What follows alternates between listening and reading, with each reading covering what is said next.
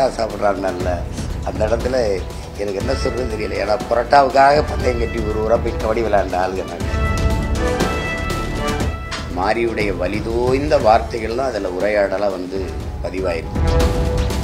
எல்லாத்தையும் விட என் தம்பி மாறி ஜெயிச்சது, அதை விட எனக்கு 2 மடங்கு மகிழ்ச்சி எங்கள் பிள்ளை துரு ஜெயிச்சது.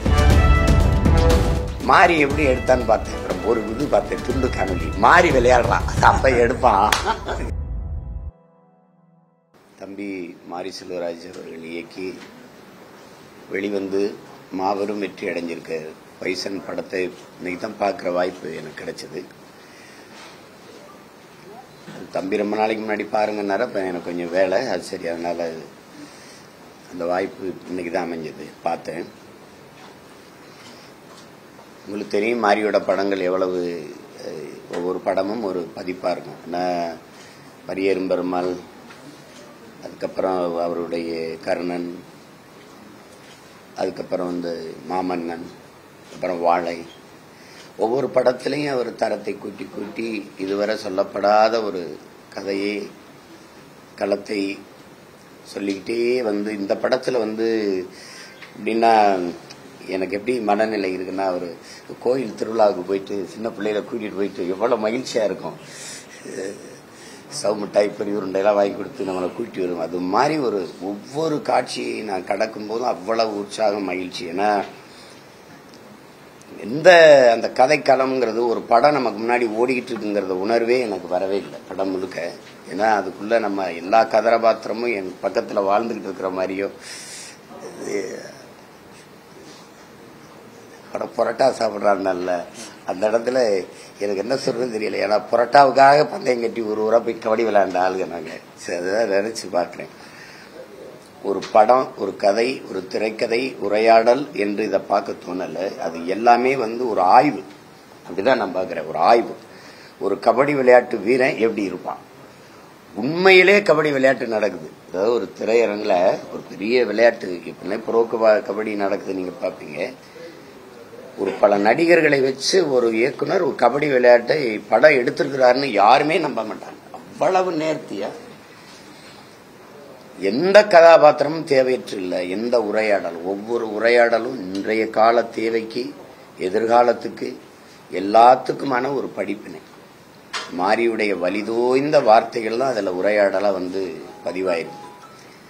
ஒவ்வொரு கட்டமும் அப்படி இருக்கு. ஒவ்வொரு இதுவும் 2 பக்கமும் இருக்கிற தலைவர்களாக காட்டினவங்க கூட அவங்க சொல்றதுமே வந்து விடுறா அப்படின்னு, அவன் விளையாட்டை பாடுறாங்க. இது வந்து என்னையா பிள்ளை, இப்படி நம்ம பிள்ளை என்ன பிடிக்குதோ அதை செய்ய விடுறாங்க. சொல்றது ஒவ்வொன்றுமே வந்து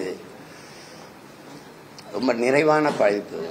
அந்த கடைசியாக அவன் சொல்றதான், அந்த நம்ம பார்த்திபன் நடிச்சுக்கவில்லை, நம்ம பையன் உண்மையான கபடி விளையாட்டு வீரன் அவன் சொல்றான், சார் எங்களுக்கு உங்களுக்கு வந்து இந்த பாகிஸ்தானை ஜெயிக்கணுங்கிறதா, அவனுக்கு தான் என்னைய உங்களை இங்கே இருக்கு எல்லாரையும் ஜெயிக்கணும்னு வெறி இருக்குன்னு சொல்ற உரையாடெல்லாம் வந்து காலத்தின்கக்கூடிய ஒரு தத்துவம். அது அப்படி ஒவ்வொரு காட்சியும், தம்பி அமீருடைய கதாபாத்திரம், லாலோடது, குறிப்பா பசுபதியோடது, எல்லா கதாபாத்திரமும், அழகன் பெருமாளுடையது, எல்லாமே கூட நடிச்ச கதாபாத்திரங்கள்லாம் யாருமே ஒரு தேர்வு பண்ணி நடிக்க வச்சு கருப்பாயிடுச்சு அப்படின்னு இல்லை, எல்லாமே வாழ்ந்திருக்காங்க. கலைஞர்கள், அது நிவாஸ் பிரசன்னா இசை, நான் கேட்டேன் தம்பிகிட்ட, பல படங்கள் இசையமைச்சிருந்தாலும் அவர் வெளிச்சத்துக்கு வரலைன்னா மாரியோட இணைஞ்சதுனால அவர் இன்னைக்கு வந்து அது ஒன்று திருநெல்வேலிக்காரன் தான் சொன்னார் எனக்கு. அப்பதான் நான் இது பண்ணேன். அவ்வளவு சிறப்பான பாடல்கள், பின்னணி இசை, பாடல் வரியில தம்பியே எழுதிட்டாரு, அது மிகச்சிறப்பாக அமைஞ்சிருக்கு. அதுக்கப்புறம் ஒளிப்பதிவு எழில், இன்னும் ஒரு பிரமிப்பு தான், இன்னும் சொல்றதுக்கு இல்லை, சொல்லிட்டு போறதுக்கு இல்லை. எல்லாத்தையும் விட என் தம்பி மாறி ஜெயிச்சது, அதை விட எனக்கு 2 மடங்கு மகிழ்ச்சி எங்கள் பிள்ளை துரு ஜெயிச்சது. அவன் வந்து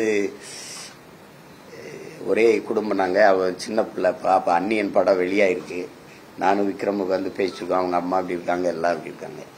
அந்த இதை நடிச்சு காட்டு ஒரு நாள், அந்த உச்சக்கட்ட காட்சியை அந்த பிரகாஷ்ராஜ் கிட்ட விக்ரம் நடிக்கிறத அதே மாதிரி நடிச்சு காட்டினான். நான் அப்ப கை தட்டினேன், இப்ப அவன் நடிச்சு கை தட்டினேன். பாக்குறேன் இவ்வளவு தூரம் நான் அந்த படம் 2 படமா ஒரு படங்கள் இது அந்த பர்மா படம் தொலைக்காட்சியில் தான் பார்த்தேன்.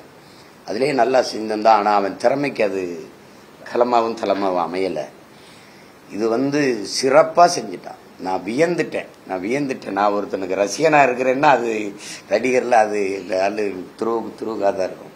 வியந்துட்டேன். அவ்வளவு ஒரு சிறந்த தன் ஆற்றலை வெளிப்படுத்திட்டார். ஒரு கபடி வீரனுக்கு எப்படி உடல் இருக்கும், முதல்ல அதை செதுக்கி கொண்டு வந்தது. சும்மா உடம்பு ஏத்துறது வேற, அதை கொண்டு வந்த அந்த உடல் மொழியோட ஒரு இது நினைக்கிறேன். ஒரு மொட்டை மாடி நிக்க வச்சு அந்த உடையோட இப்படி நிக்க வச்சு எடுத்துருக்காப்ல.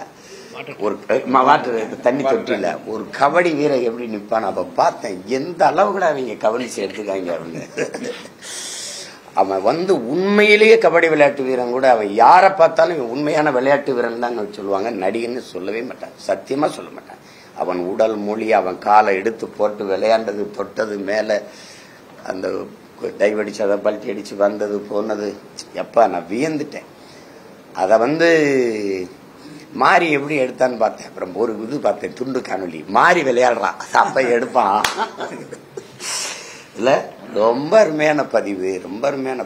இப்ப ரொம்ப நாளைக்கு அப்புறம் ஒரு மனநிறைவான படைப்பு. ஒரு படத்துல சில இது நல்லா இருக்கும், சில இது நல்லா இல்ல. ஏன் இந்த வசனத்தை வச்சாரு, எதுக்கு இந்த காட்சியை வச்சாரு.